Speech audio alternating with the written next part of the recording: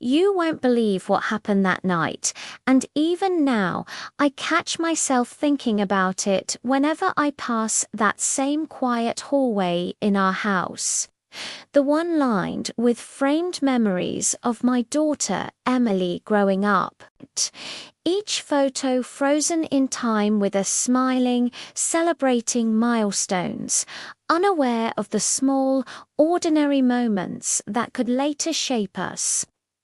That evening, the house felt too still, even though it wasn't empty. The faint aroma of the chicken casserole I had prepared lingering in the air, my daughter upstairs working on a presentation for her new job. Her boyfriend Daniel offering to help her, polite and steady as always. Carrying his laptop and lingering in the hallway, not out of imposition, but with a calm presence that seemed to pause time for a moment. And as we exchanged small talk, I noticed a softness in his eyes, a thoughtfulness that made me realize how rare sincerity can feel at this stage in life. And when he complimented Emily, saying she inherited the calm, reassuring presence from me, something gentle stirred inside me, not romantic, just human, a recognition that someone else could truly see the person behind the roles we play daily. The clock struck 9, its chime echoing through the house, and Daniel remained, talking about small acts of care from his past. Stories about his parents staying up late to help him with school projects, drawing parallels to Emily and the project she was finishing. And in that quiet, shared understanding, I felt a long-missed the feeling of being seen, really seen, for the first time in years since my husband passed. The kind of connection that doesn't need labels or explanations, just exists in the air, charged with authenticity and warmth. And when Emily finally came downstairs, the moment passed gently, leaving me with a lingering sense of lightness. A subtle shift in how I viewed myself, how I could exist in the quiet without feeling invisible.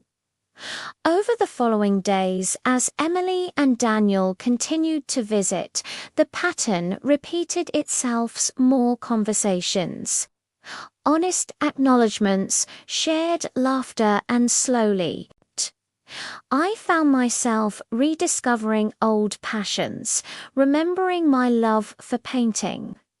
Encouraged by Daniel's gentle reminders to reconnect with the parts of myself I had neglected. And that weekend, I attended a local art fair, feeling unexpectedly alive, wandering through booths, admiring watercolor landscapes and handmade pottery, and encountering Daniel again, helping an artist set up a display. His presence kind and steady, sharing a simple conversation that reminded me of the joy in ordinary connections, the quiet inspiration that someone can give without intending to. And that day I picked up my brushes, dusted off the old paints, and faced a blank canvas with anticipation instead of hesitation. Slowly reclaiming a voice I thought had been lost to responsibilities and time. Feeling the brush in my hands as a tangible connection to my past, my creativity, myself, and each stroke reminded me that life can surprise you gently.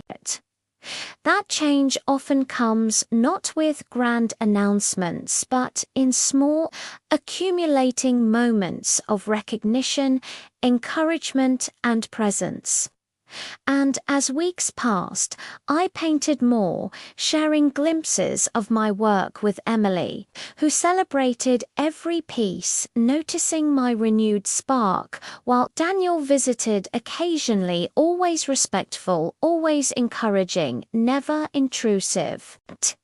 And his quiet acknowledgement of my efforts and existence made the house feel alive in a way it hadn't since my husband's passing, a realization that connection, respect, and simple appreciation can profoundly affect a life, creating space for joy, growth, and rediscovery. Until one evening, after dinner with Emily and Daniel, sharing laughter and conversation over a modest meal, Daniel mentioned seeing my painting at the fair and how it felt hopeful, as if life still offered unexpected sparks. And in that moment, I understood that the story wasn't about him or any hidden sentiment, but about what his presence had stirred in me the courage to remember myself.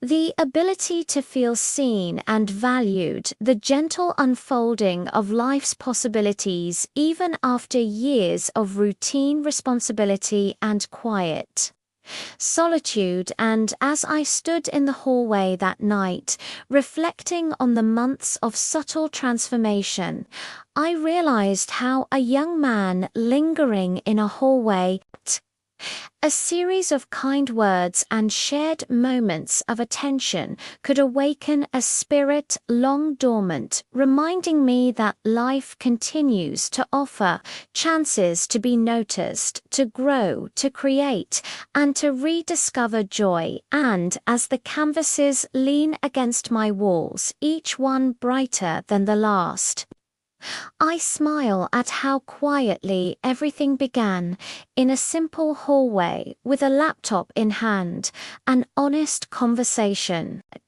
and the realization that connection doesn't have to be complicated to be meaningful.